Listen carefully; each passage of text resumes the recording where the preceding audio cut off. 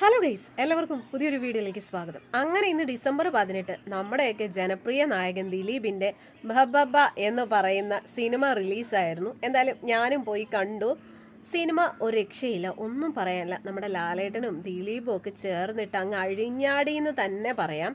പിന്നെ ഈ ഒരു സിനിമ അത്ര വലിയ കഥയോ അങ്ങനെയൊക്കെ ചോദിച്ചാൽ അത്ര വലിയ കഥയോ കാര്യങ്ങളോ ഒന്നുമില്ല. ഒരു പക, ദിലീപിന് ഒരു പകയുടെ പേരിലുള്ള ഒരു സംഭവ വികാസങ്ങളാണ്. എന്തായാലും കൊള്ളാം. സിനിമ കിടിലെന്ന് വെച്ച് കഴിഞ്ഞാൽ കിടിലൻ.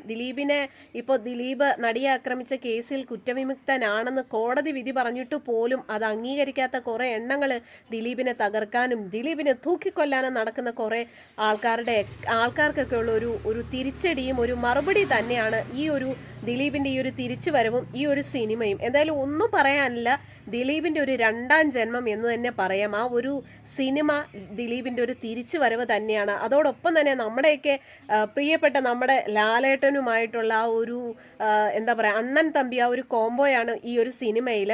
ഒന്നും പറയാനില്ല, സിനിമ ലാലേട്ടനും നമ്മുടെ ദിലീപും തൂക്കിയെന്ന് തന്നെ പറയാം. അതോടൊപ്പം നമ്മുടെ ക്രിസ്മസ് ന്യൂ ഇയർ ഈ ഒരു സിനിമ കൊണ്ടുപോയി എന്ന് തന്നെ പറയാം. അതുപോലെ തന്നെ തിയേറ്ററുകളിലൊക്കെ കൈക്കുഞ്ഞുമായിട്ടൊക്കെയാണ് ആൾക്കാർ സിനിമ കാണാനൊക്കെ എത്തിയത്.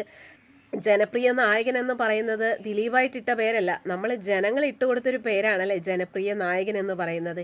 എന്തുകൊണ്ടും ഈ ഒരു സിനിമ നമുക്ക് ഫാമിലി ആയിട്ട് പോയിരുന്ന് കാണാൻ പറ്റുന്ന ഒരു കിട്ടിലൻ ഒരു സിനിമ തന്നെയാണ്.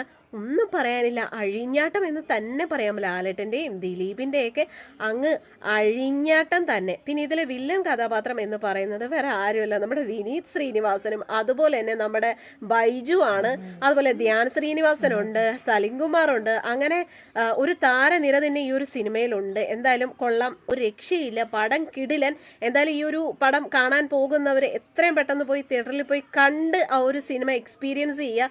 അതുപോലെ തന്നെ ആദ്യത്തെ ഒരു പാർട്ട്, അതായത് ആദ്യത്തെ പാർട്ട് വരെ നമുക്കൊരു കുറച്ചൊരു ബോറിംഗ് ആയിട്ട് തോന്നും. ഇന്റർവെല്ലിന് ശേഷം എൻ്റെ പൊന്നോ ഒന്നും പറയാനില്ല, തിയേറ്ററൊക്കെ ആകെയെങ്ങും ആടി തിമിർക്കുമായിരുന്നു എന്ന് വേണം പറയാനായിട്ട്. പ്രത്യേകിച്ച് ലാലേട്ടൻ്റെ ആ ഒരു എൻട്രി, ലാലേട്ടനും ദിലീപും തമ്മിലുള്ള ആ ഒരു പാട്ട് സീനും കാര്യങ്ങളൊക്കെ കൂടുതൽ പറയാൻ എനിക്ക് വാക്കുകൾ കിട്ടുന്നില്ല. എന്തായാലും എനിക്ക് പറയാനുള്ളത് എല്ലാവരും ഈ ഒരു സിനിമ പോയി കാണുക, അത്ര മാത്രമേ പറയാനുള്ളൂ.